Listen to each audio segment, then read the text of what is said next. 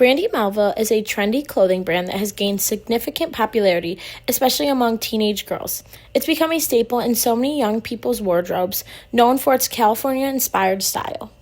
I always will.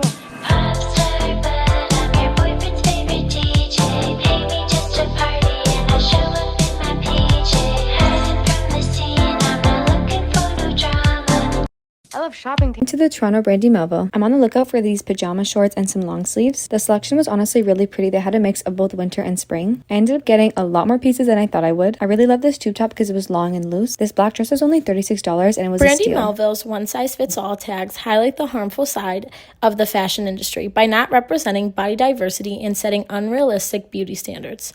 This company is tailoring their clothing to smaller body types, disregarding the majority of the population that does not fit into this mold, as well as inadvertently promoting diet culture by perpetuating the toxicity of the social norms around what women should look like.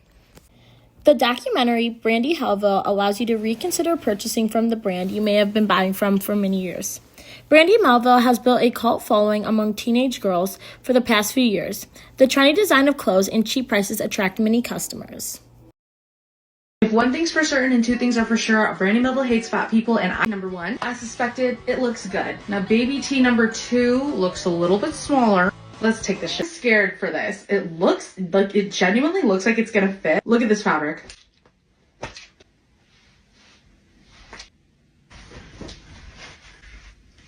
Am I Brandy girl now? Let's do the dress. Okay, and that concludes our Does Brandy Melville Fit a Plus Size Body? The biggest size I saw in there was a medium, but I randomly found a lot of things that I did like, so I'm curious if They didn't have a crazy big selection, but I ended up trying on a few things that I like, but I still have one major issue with this store. So I have some really mixed feelings. The biggest size I saw in there was a medium, but I randomly found a lot of things that I did like, so I'm curious if the clothes they make there in general are just bigger than what they make at Brandy. I don't know. I spent some money, but interesting concept. Another problematic decision Brandy Melville has made was exclusively selecting models and employees with smaller body types to represent the brand and refusing to showcase any other body types. This is demeaning to shoppers, as not everyone would feel comfortable entering a store that may not represent their body type. If you look at their website or Instagram, you'll see that all the photos feature models with similar, smaller body types and often the same skin color. Brandy Melville's lack of diversity is a significant issue that excludes many people and reinforces unrealistic beauty standards. A quote from the documentary that emphasizes the need for more diversity in models is, "In the last decade, there's been more and more pushes towards inclusivity. We have more plus size, we have more diversity in bodies that we're seeing."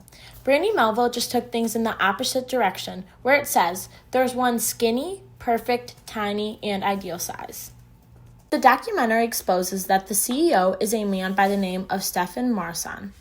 Employees of the brand know Stefan for his inappropriate behavior, often sexualizing employees and models who work for the company. In the documentary, the narrator shares Stefan's idea on keeping his one-size-fits-all approach.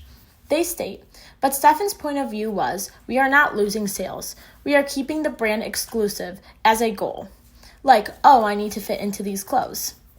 Indicating that he believes if customers do not fit into this clothing, they need to lose weight. This is a harmful mindset, and you can see in every aspect of his branding. I felt very connected to this film, as I have felt the pressure of being a woman in today's society. The one-size-fits-all that Brandy Melville promotes highlights how the fashion industry can affect its customers. Unfortunately, women are often put to unrealistic standards that it can feel impossible to keep up with. With social media being so prevalent in this generation's life, it's impossible not to scroll and compare yourself to others. There are always new weight loss hacks or glow-up tips trending, that there is a never-ending pressure to fit into a specific mold. As I previously mentioned, Brandy promotes diet culture, as they are emphasizing that petite is an ideal body type, and this sets a stigma against larger body types. The pressure to fit in with social norms can be very overwhelming and result in bad habits being formed. And unfortunately, I fell into this at a very young age. The phrase, "you are so skinny," is frequently intended as a compliment, but for some like me, it can feel more like pressure. When I would hear this compliment, rather than feeling flattered, it made me feel like I had to maintain the exact figure people were referring to as skinny. This mindset led me to over-exercising and restricting my food intake, all in an effort to meet an unrealistic standard.